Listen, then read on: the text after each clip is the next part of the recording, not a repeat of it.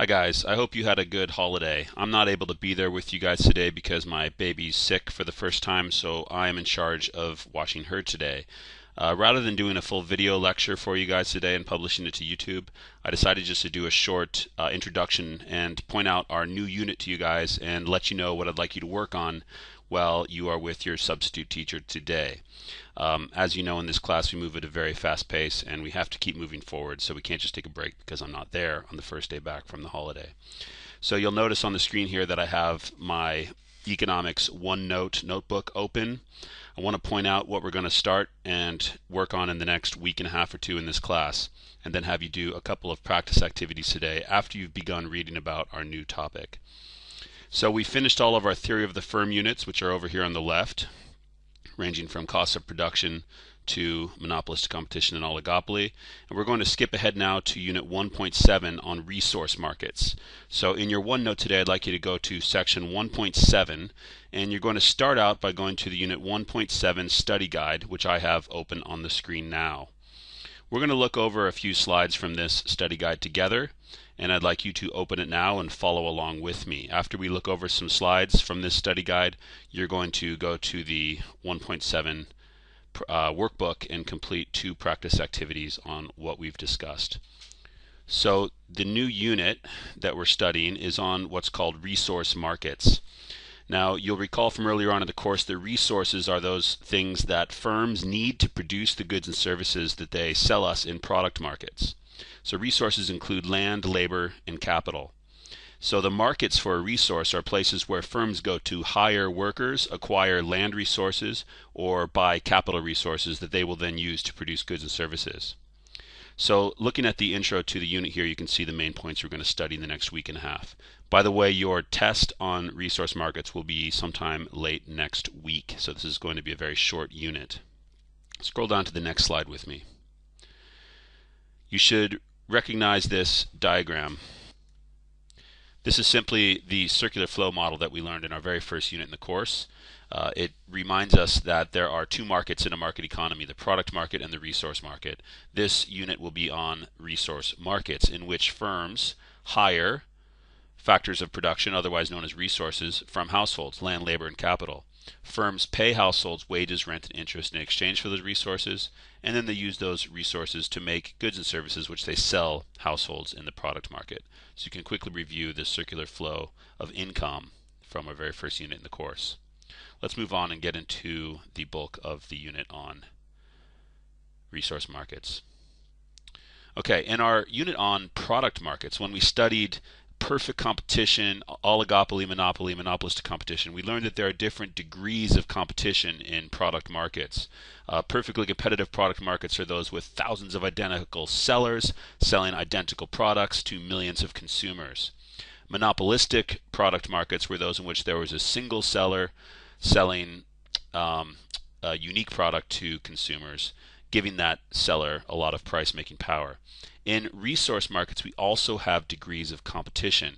We can have a perfectly competitive resource market, and this is one in which there are hundreds of firms competing with one another to hire workers. Now, how's that different from a perfectly competitive product market? Remember, in a product market, it was hundreds of firms competing with each other to sell products. Now these firms are competing with each other to hire workers. Therefore, the price is not the price of the product that's being sold, rather it's the price of the resource that is being bought. And the resource is labor, and we call the price of labor the wage rate. So when we look at the graph for a labor market, which is a type of resource market, the price is going to be identified as the wage rate. Now, recall from our study of theory of the firm that a perfectly competitive seller is what we call a price taker, meaning that it cannot control the price that it sells its output for, since there are hundreds of identical firms selling the same product. It must accept the market price. Now, similarly, in a perfectly competitive resource market, firms are wage takers.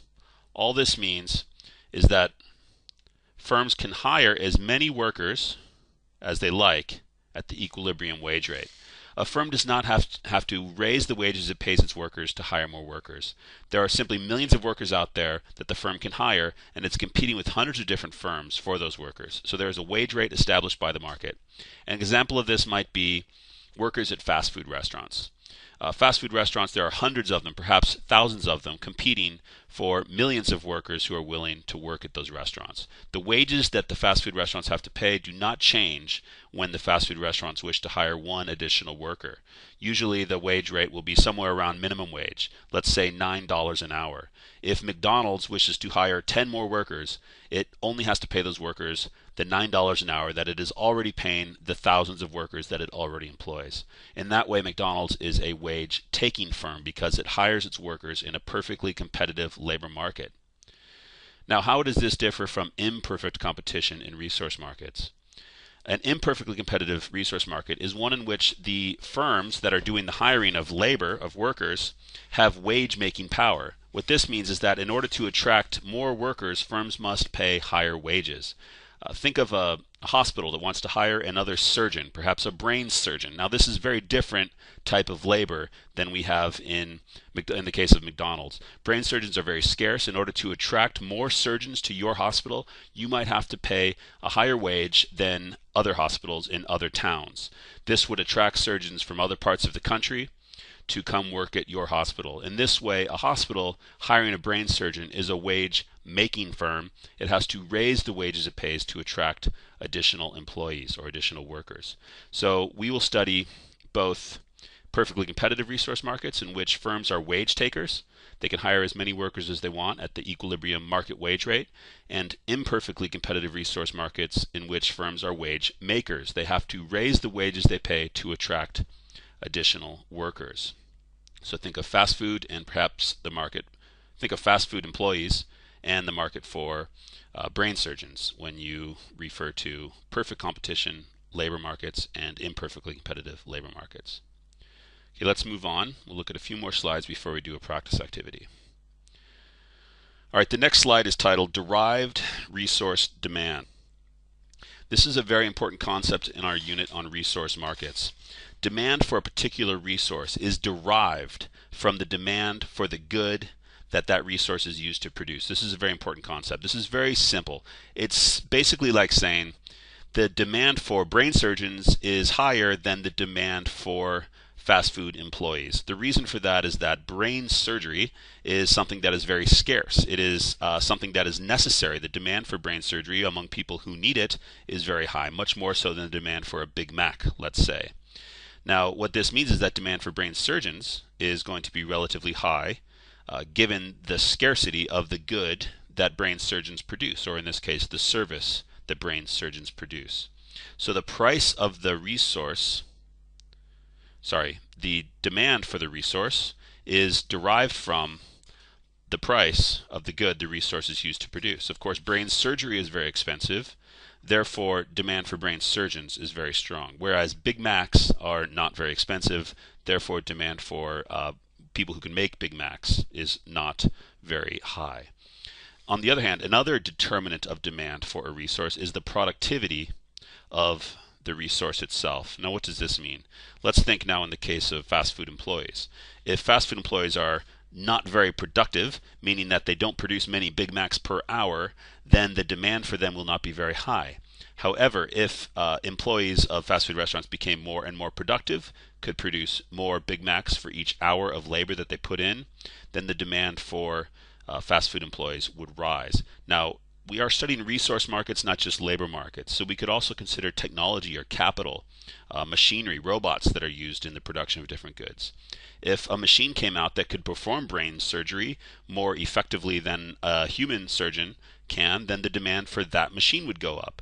Likewise, if demand for a machine that could make Big Macs came out, if a machine that could make Big Macs came out and turned out to be more productive, in other words, could make more Big Macs per hour than the typical worker, then it's likely that demand for that machine would go up.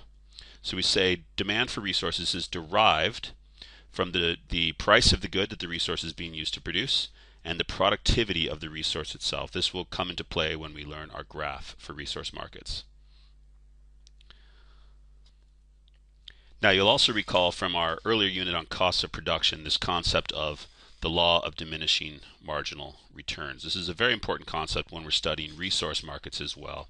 It simply says that as additional amounts of a variable resource, which was usually labor, are added to fixed resources, usually land or capital, the additional output attributable to more and more units of the variable resource will diminish. This is the old concept of too many cooks spoil the broth. Think of our paper chain activity. Now, how does the law of diminishing returns affect the demand for resources? You can imagine McDonald's, again, let's go back to McDonald's. McDonald's will want to hire a certain number of employees to work at any given time of the day. Now, it's possible that McDonald's would want to hire maybe 20 employees to work during the lunch hour. But would McDonald's want to hire 40 employees or 50 employees, or 60 employees, or 100 employees? Chances are McDonald's would not ever want to employ 100 people to work at any particular time during the day. Now, the reason for that is the law of diminishing returns. The 50th worker hired simply is not as productive as the 20th worker hired. Likewise, the 100th worker hired would not be as productive as the 50th or the 20th worker hired. Additional workers crammed into a kitchen are simply not going to add as much additional output as those workers hired before them. Now, this, of course, affects the demand for labor, and this has to do with productivity of labor. And it's going to explain why the demand for labor curve in a graph is downward sloping. Additional workers are not as productive as workers hired before them. Therefore, firms are not willing to pay as high a wage rate for additional workers as they would for the earlier workers that they employed. All right, let's scroll on. Let's scroll down and look at the next slide here. Okay. All right, now we're going to talk about this concept of marginal revenue product. Marginal revenue product is a new concept for you guys, and it has to do with demand for labor. The marginal revenue product refers to the additional revenue one more worker will add to a firm's total revenues. That's quite a simple concept, actually. Think about it this way. If I'm a manager of a McDonald's and I'm thinking about hiring one more worker, I want to know how much that additional worker will add to my total revenues. And that is that worker's marginal revenue product. It's the change in a firm's total revenue resulting from the employment of one additional worker. So the way we can calculate this is simply the change in the total revenue, TR stands for total revenue, divided by the change in the quantity of labor. So that's a simple calculation. It may look complicated, but it's not. If I hire one more worker, then the change in the quantity of labor would be 1. And if my total revenues went up by, let's say, $15 per hour, if I'm a McDonald's manager, then my marginal revenue product would be $15 per hour. I hire one more worker, my revenue goes up by $15 per hour. That would be the marginal revenue product of labor in this case. So looking again, it's the marginal revenue product is the revenue attributable to the last worker hired.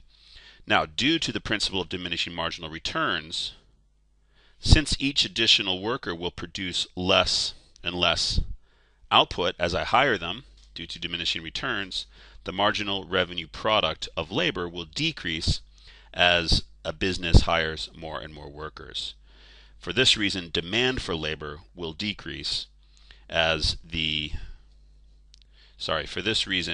as more and more workers are hired, the output of each additional worker falls. Therefore, the revenue added to the firm's total revenues decreases as the number of workers hired increases. Okay, let's scroll on now. Okay, here we have a table that you can study to see how marginal revenue product is calculated. So we've got some assumptions here. We're assuming that this is a table for a bakery that produces bread, let's say, in a perfectly competitive product market, and it sells that bread for $2 per loaf. The bakery is considering hiring anywhere from 1 to 8 workers, as you can see, and determining how much additional revenue each worker will add to the bakery's total revenues, in other words, the marginal revenue product of labor, will help this bakery determine the right number of workers to hire. So in this table, what we're doing is actually calculating the marginal revenue product of each worker. So you can see that I'm adding workers from 0 to 8. And what I'm doing is I'm finding the productivity of labor at each level of employment. So you can see that the marginal product decreases as more and more workers are hired. This reflects the same concept that we showed in our paper chain activity in an earlier unit. Total product continues to rise, but marginal product falls and actually becomes negative with the eighth worker. The eighth worker actually detracts from the output of the other workers in this market. Now notice that the price is constant at $2. This is the price of each loaf of bread. So obviously this is a perfectly competitive seller, meaning he can sell as much bread as he wants at $2 per loaf. Now the marginal revenue product, how do we calculate that? It's simply the marginal product or physical product, how much bread each additional worker contributed to total output, times the price of bread. And as we can see, the price of bread is constant, but marginal product falls. Marginal product falls as employment of workers increases. As more workers are hired, marginal product falls due to diminishing returns, and therefore marginal revenue product is constantly falling. We can graph this on a labor market diagram, and what we will have is the firm's demand for labor, meaning that as more workers are hired, the additional revenue contributed by each worker falls. Therefore, the firm will be willing to pay each additional worker a lower wage rate. That's what the demand for labor shows. It's the willingness and ability of an employer to pay workers at a range of, or to hire workers at a range of wage rates. So let's scroll down and look at just the marginal revenue product for this perfectly competitive seller. As we can see, the marginal revenue product decreases from $12 for the first worker hired to negative $2 for the eighth worker hired. What does that mean? That means that the eighth worker hired actually reduced the firm's total revenues by $2, whereas the first worker hired increased the firm's total revenues by $12. So let's just do a little thought experiment here. How much would this firm be willing to pay the eighth worker that it hired? The answer is actually nothing. The firm would not be willing to hire the eighth worker because it actually reduces the firm's revenues. That's just a dumb idea to hire the eighth worker in this case. However, the first worker is very productive and adds a lot of revenue to the firm's output. Therefore, the firm would be willing to pay as much as, but not more than, $12 for the first worker. Likewise, the second worker adds $10 to revenues. Therefore, the firm would be willing to pay that worker up to $10, even $9.99. It wouldn't want to pay that worker more than $10 because, of course, it wouldn't want to pay the worker more than the worker adds to the revenues. So here we can see that the fourth worker, look at the example here, consider the fourth worker. The fourth worker contributed 3 loaves of bread. Each loaf sold for $2. So the worker was accountable for $6 per hour of additional revenue. The bakery would happily pay this worker $3, $4, $5, or even $5.99. It would pay that worker up to, but not more than, the $6 that worker contributes to the firm's output. So this marginal revenue product table represents the firm's demand schedule for labor. The firm is willing to pay each worker from 1 to 8 based on what that worker contributes to the firm's revenues. That's a very important concept here. We see that the demand for labor, in other words, the marginal revenue product, is derived from both the productivity, so demand for labor is derived from the productivity of labor, that's the marginal physical product, and, in this case, the price of bread, or the price of the product being sold, which in a perfectly competitive product market is always constant. In this case, it was always $2. Let's have a look at our next slide now. Yep, this is the graph. If we plot the table from the previous slide, what we see is that the demand for labor, or the marginal revenue product of labor, decreases as the quantity of workers hired increases. This shows that the bakery, in this case, is willing to pay $12 for the first worker, $10 for the second worker, $8 for the third worker, and so on. And if it could pay the fifth worker $4, it would hire the fifth worker. But if it had to pay the fifth worker any more than $4, you can see that it would not be profitable to hire that fifth worker. So the marginal revenue product is derived from the productivity of the labor in this case and the price of the bread, or the price of the good being produced. There is clearly an inverse relationship, as we can see, between the quantity of labor demanded and the wage rate. The wage rate in this case is on our vertical axis. It's derived from what the bakery is willing to pay for workers is derived from the productivity of the workers and the price of the good being produced. Other observations here, we can see that at higher wage rates, a lower number of workers will be hired because the marginal revenue product has to be high in order to cover the wages being paid. Let's say that this firm had to pay $10 per hour for labor. It would not want to hire any more than 2 workers because the third worker only contributes $8 per hour to revenue. If the firm had to pay that worker $10, it would be losing $2 by hiring the third worker. However, at lower wage rates, a larger number of workers is demanded since the firm can afford to hire workers with lower productivity. So we've actually covered quite a bit in this lesson today. We've introduced the concept of resource markets. We've reviewed the circular flow model in which we've seen that firms hire land, labor, and capital in resource markets from households, and they pay for those resources, wages for labor, rent for land, and interest for capital. We've also defined marginal revenue product as the derived demand for labor, and the marginal revenue product for labor is derived from the productivity of labor, which diminishes due to the law of diminishing returns, and the price of the good that labor is being used to produce, which will remain constant in a perfectly competitive product market. But as we'll see in our next lesson, which I'll be back for, the price of the good being sold actually decreases in the case of an imperfectly competitive seller, like a monopolist who has to lower its price in order to sell additional units. So I'm going to stop the lecture here and then point you towards the practice activities that I'd like you to do in the remaining time you have in class today. So go back to your OneNote and you'll notice that just above the 1.7 study guide is the Unit 1.7 workbook. And if you go to the top of that workbook, it may be useful for you to read through these bullet points.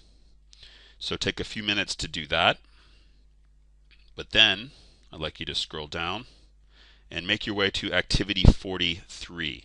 No, sorry, skip activity 43 and make your way to activity 44. Activity 43 is just a review of the circular flow model. But if you go down to activity 44, you will see an exercise that will allow you to apply some of the things I just went over with you while looking at our study guide. So read through the instructions in activity 44 and complete any problems that it presents you. Looks like you have to fill out a table in which you calculate the marginal product and the marginal revenue product for the producers of a yo-yo. And then scroll down, and once you've completed activity 44, I'd like you to complete activity 45, which is a follow-up and talks more about the demand for resources and how it is derived from the marginal revenue product of the resource. So activities 44 and 45 should be completed by the end of class today after you have watched this lecture from me and read carefully the study guide up to this slide called the marginal revenue product for a perfectly competitive seller. We will not go over activity, you do not need to complete activity 46 today. We will go over the theories in order to help you complete activity 46 during Thursday's class.